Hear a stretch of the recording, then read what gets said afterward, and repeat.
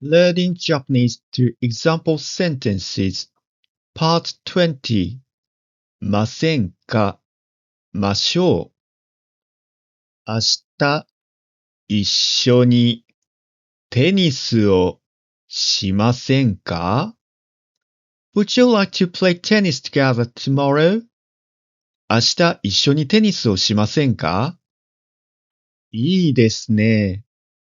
しましょう。That sounds good. Let's do it. いいですね。しましょう。疲れましたね。タクシーに乗りませんか ?We're tired, aren't we? Shall we take a taxi? 疲れましたね。タクシーに乗りませんかいいですね。乗りましょう。That sounds good. Let's take one. いいですね。乗りましょう。夏休みに一緒に旅行に行きませんか Would you like to go on a trip together during summer vacation? 夏休みに一緒に旅行に行きませんかいいですね。行きましょう。That sounds good. Let's go. いいですね。行きましょう。来週の日曜日、一緒に山に登りませんか Would you like to climb a mountain together next Sunday?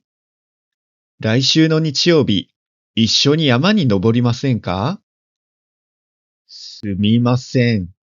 その日は用事があります。I'm sorry.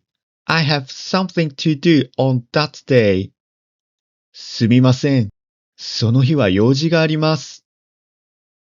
来週の土曜日、一緒に博物館に行きませんか Would you like to go to the museum together next Saturday?